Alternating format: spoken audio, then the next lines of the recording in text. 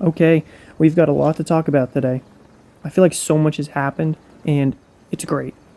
We've got the boys in Miami clubbing, singing Kanye West's song HH, if you know what I mean. We've got two amazing collaboration podcasts, one with Nick and Tim Pool, where it's pretty clear those guys have squashed their beef and they're having fun together. It was great to see. And then we've got two of the internet's biggest subcultures of COD Life Wisdom Bros, Tome Foe and Jimmy Talks, having a chat. It was like that Arnold meme where they handshake, and it was such a good watch, and I'll link it in the description. Anyways, and a couple of smaller things to talk about. So, welcome back, Thurfers, and let's get into it. Okay. We gotta talk about the Manosphere Avengers with the Tate brothers, Myron Gaines, Sneeko, Clavicular, Justin, and of course Nick Fuentes. What reality are we in? What Avengers timeline is this? This can't be real. Next thing you know, Thanos is gonna have an OnlyFans. Anyways, this was pure enjoyment and comedy.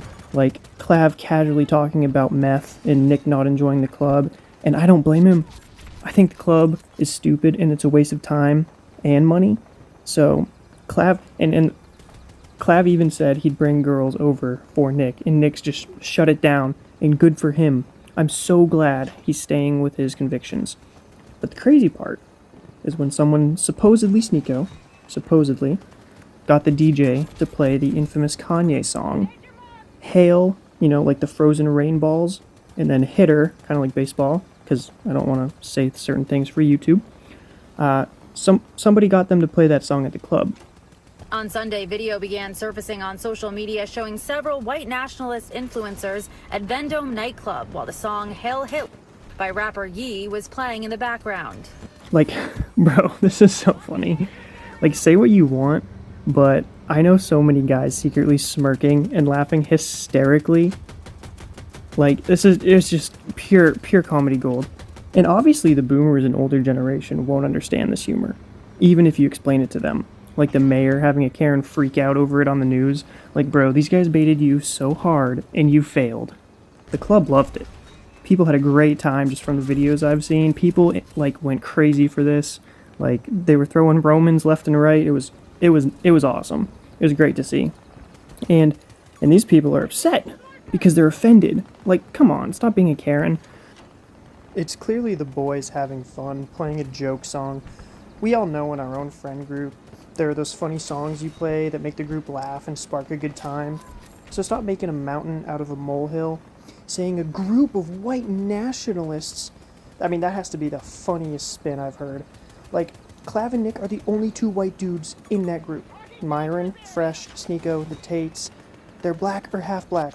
The absolute lunacy of these reporters and news outlets, it's just pure comedy gold. And then next, we've got Nick on Tim Pool's podcast. This was great because these guys had beef previously, and it was clear they squashed it because they were laughing at things that would have been cancelable back in the SJW days. And I think it's great Nick's on Tim Pool's podcast because I feel like their audiences don't exactly overlap, and just getting more Nick exposure out there, especially to people in Tim Pool's podcast, because they tend to be more open thinking and critical, and actually can use logic, unlike some of the other people that are just first order thinkers. So it was great to see that. And then we've got Ian Crossland potentially revealing himself as being a secret groiper.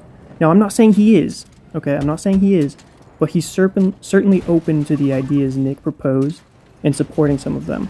I was going to say, for the record, Hitler was great.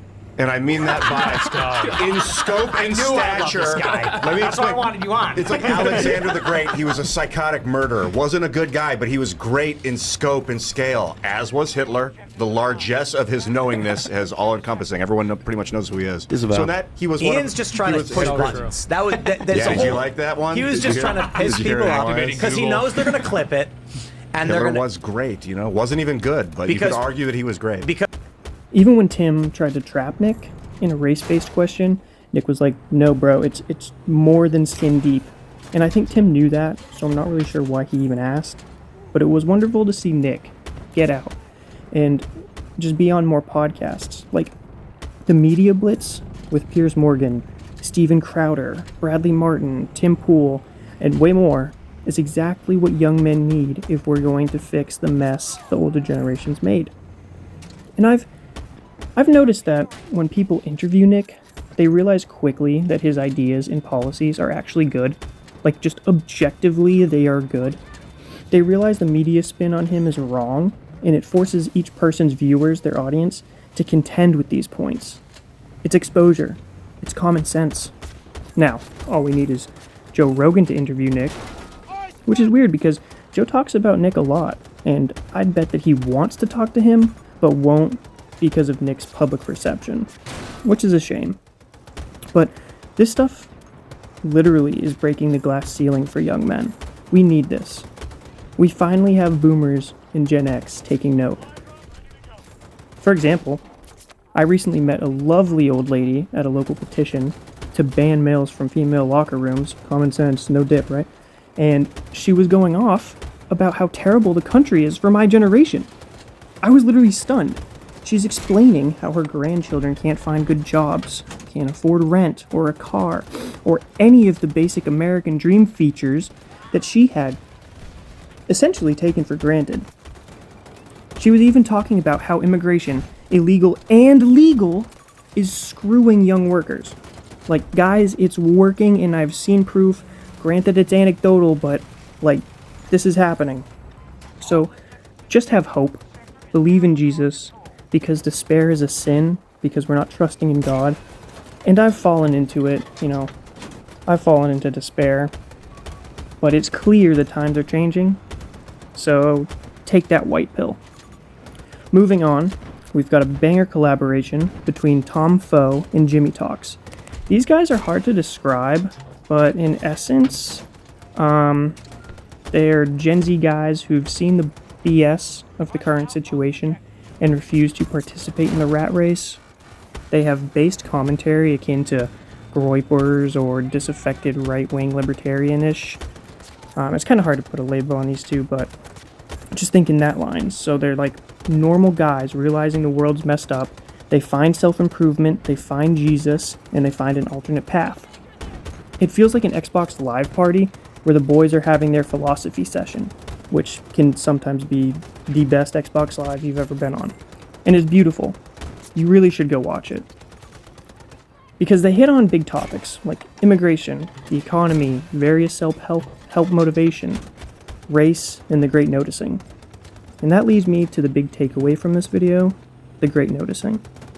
Obviously, young men, specifically straight, white, Christian men, who have been shamed for simply existing, have been awake to this. But the great noticing is ramping up, and it's reaching beyond just the boys. Like, we know we're winning when I meet an elderly lady ranting using the same talking points as the Groypers. We're winning when normies are seeing the fraud across the country. We're winning when normies can't buy houses or cars or find good jobs. Okay, reality is hitting normies. And you can only face reality so long with a false ideology before reality slaps you upside the head. We're going mainstream, boys. Piers Morgan got mogged. The Uniparty is less hidden and is losing power. Hopefully, who knows what the globalists will pull out when, you least expect it. But as of right now, that's what it's looking like. I'm hopeful, and you should be too. We've got more fraud getting exposed, thanks to Nick Shirley, Tyler Oliveira, and many more independent journalists. They're taking the same framework Nick Shirley used and applying it to their states. We're seeing fraud in California, Georgia, Ohio, and Maine. The Holy Spirit's moving, guys. He's moving, and it's wonderful to see. Make sure to go watch Tim Pool's interview with Nick and the Tome Foe Jimmy Talks video. Those will all be linked in the description. But before we end this video, and thank you so much for watching, I want to thank God. I want to thank God for all the good things in my life. It's hard, it's hard in times of despair to be thankful, but we need to be. You woke up this morning. God has a plan for you. You might not know what it is, but He's put you here for a reason, and even if you don't know what your specific purpose is yet, You do know one of the reasons he put you here. He put you here partly so that he can shine through you to the rest of the world. Be the light in the darkness he knows you are. Be kind. Be helpful. Be strong. Be God's hand in the world. And may the peace of the Lord be with you always, and I'll see you in the next video.